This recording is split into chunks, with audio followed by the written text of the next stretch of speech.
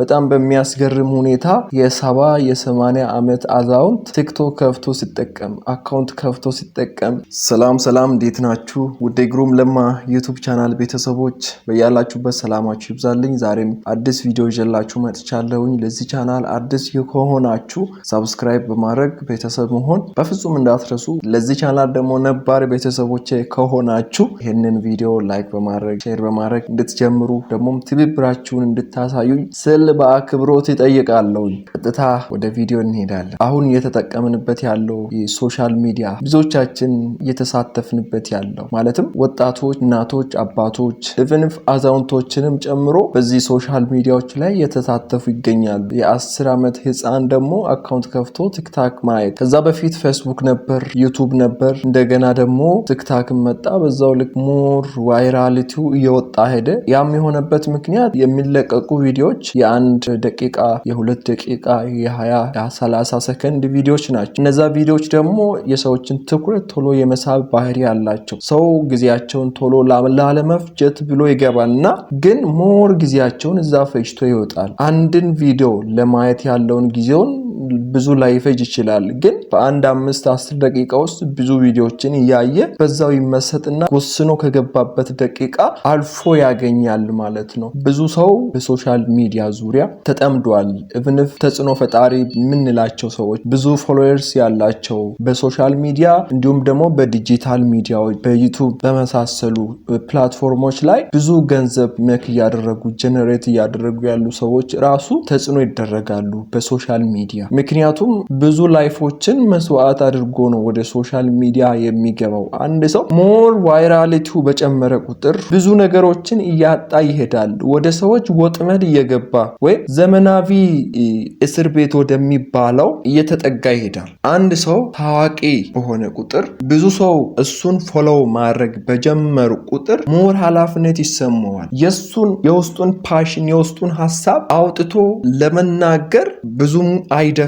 የኔን የውስጤን ነገር ማንም ሊያቅልኝ ሊረዳልኝ አይችልም። ስለዚህ ሰው ያደረገውን ነገር ላድርግና በሰዎች ተወዳጅነቴን ከፍ ያስደረኩኝ ልሂድ የማለት ባህሪ ይኖራቸዋል። ሶሻል ሚዲያ ተጽዕኖ የሚያደርገው ታዋቂ ያልሆኑ ዝም ብሎ ተጠቅሞ የሚወጡ ሰዎችን እና ማህበረሰብን ብቻ ሳይሆን በዚህን ጊዜ በሶሻል ሚዲያ ተጽዕኖ እየፈጠሩ ብዙ ገንዘብንም መክ እያደረጉ ብዙ ዝናንም ተጽዕኖንም እያመጡ ያሉትንም ጭምር ተጽዕኖ ያደርጋል። ይህን ስል አይገባንም። አሁን ራሱ በዛ በኩል ነው እኔን እየተመለከታችሁኝ ያላችሁ። እንደዚህ አይነት ጠቃሚ ቪዲዮዎችን እያገኘን እንዴት አይጠቅመንም ትላለህ ልትሉኝ ትችላላችሁ። የሶሻል ሚዲያ 70-80-90% ጉዳቱ ነው የሚያመዝነው። 15% ብቻ ነው ጥቅም። ሰው ገንዘብ ብቻ ጀነሬት አድርጎ ብዙ ዝናን ስላተረፈ ብቻ የሆነ ስታተስ ላይ ደርሷል ዲድ ብለን የምንወስንበት ጉዳይ አይደለም። ይህ ሶሻል ሚዲያ ያንን እንዳናደርግ ይከለክልናል። አብዛኛው የሶሻል ሚዲያ ተጠቃሚ በሚባል ደረጃ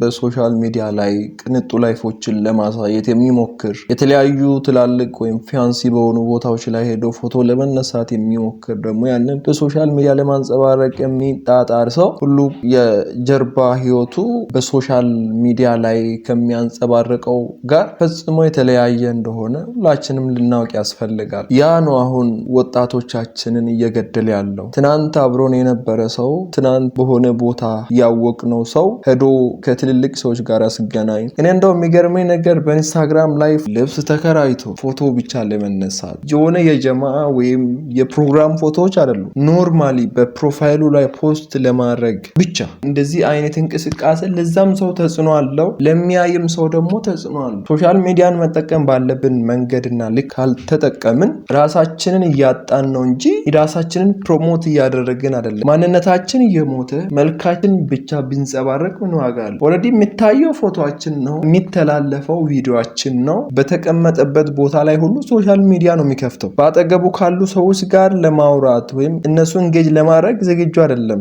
ለመስማትም ዝግጁ አይደለም፣ ለመሰማትም ዝግጁ አይደለም። ኦልሬዲ እርሱ የራሱን ዓለም ፈጥሮ እየኖረ ነው። የሶሻል ሚዲያ ሱሰኞች በመሆኑ ራስን ማጣት እንዳለ ጥቅም ብቻ እንደሌለ ነገርኳችሁ። ኖርማሊ ሶሻል ሚዲያን የሚጠቀሙ ሰዎች ይቅሩና በሶሻል ሚዲያ ላይ ተጽዕኖ እየፈጠሩ ገንዘብ እያገኙ ያሉ ሰዎች ራሱ በሶሻል ሚዲያ ተጽዕኖ ይደረጋሉ። በቀን ማክሲመም 1 ሰዓት ማክሲመም 30 ደቂቃ ይበቃል ብለን እንመደብና ከዛ ባላለፈ ጊዜ ውስጥ ተጠቅመን ከዛ ዞር ማለት አስቡት። 4-5 ሰዓታትን ቲክታክ ላይ ቁጭ ያለ አንገቱን ቀና ሳያደርግ ተደፍቶ የዋለ ልጅ ስነሳ ወይም ቀና ስል ምን ልታየው እንደሚችል ምን ሊያስብ ይችላል?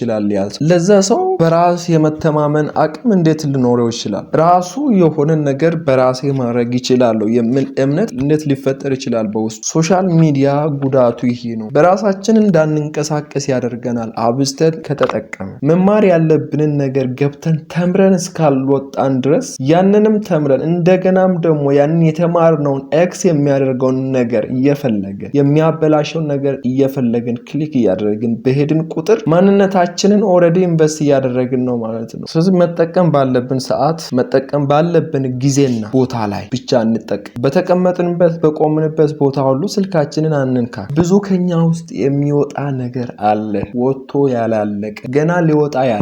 ያንን በትንሹ እንኳን ሳናወጣ የሰውን ላይፍ መሸከም በሰው ኮንቴክስት መመራት በጣም ከባድ። ሶሻል ሚዲያ ደግሞ ያንን እንድናደርግ ይገፋፋናል። ኮምፈርት ዞናችንን እንድንወድ ምቾት ቀጠና ላይ ብቻ እንድንዘዋወር ያደርገናል። እዛ በሶሻል ሚዲያ ላይ የሚሰራ ነገር በራሱ ሊሰሩ እንደማይችሉ አድርጎ ያስባል። ኦልሬዲ አድናቂ ብቻ ሆኖ መቅረት ማለት ነው። ሶሻል ሚዲያ ብዙ ይጎዳናል። ስለዚህ መጠቀም ባለብን ሰዓት ብቻ ተጠቅመን መውጣት። መማር ያለብን ትምህርት ካለ ተምረን ከዛ ዞር ገለል ማለት። ሶሻል ሚዲያ ስፒሪቹዋሊቲያችንን ይወስድልናል። የጸሎት ጉልበታችንን ይወስዳል። ቃል የምናጠናበትን ጊዜያችንን ይወስዳል። የስራ ሰዓታችንን፣ የስራ ክህሎታችንን፣ የስራ አቅማችንን ይወስዳል። ኦልሬዲ ሌባ ነው ማለት ነው። የማንነታችን ሌባ። ምናልባት እያያችሁ ያላችሁት ቪዲዮ ያንን ፕላትፎርም ለቃችሁ እንዳትወጡ የሚገፋፋችሁ ሊሆን ይችላል። ግን እዛ ጋር ሆናችሁ ነገያችሁን አስቡ። ልትሰሩ ያቀዳችሁትን እቅዳችሁን አስቡ። አስባችሁ ያላችሁትን አላማችሁን አስቡ።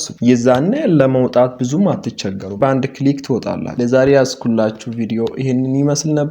በቀጣይ ደግሞ በአሪፍና ለየት ባለ ቪዲዮ እመጣለሁ። ለዚህ ቻናል አዲስ ከሆናችሁ አሁንም ሳብስክራይብ ማድረግ ቤተሰብ መሆን በፍጹም እንዳትረሱ። ይሄ ቪዲዮ ከተመቻችሁ ላይክ አድርጉ። ለቤተሰቦች፣ ለወገን፣ ለዘመድ አዝማድ፣ ለጓደኛ፣ ለወንድም እህት ይህንን ቪዲዮ ሼር አድርጉ።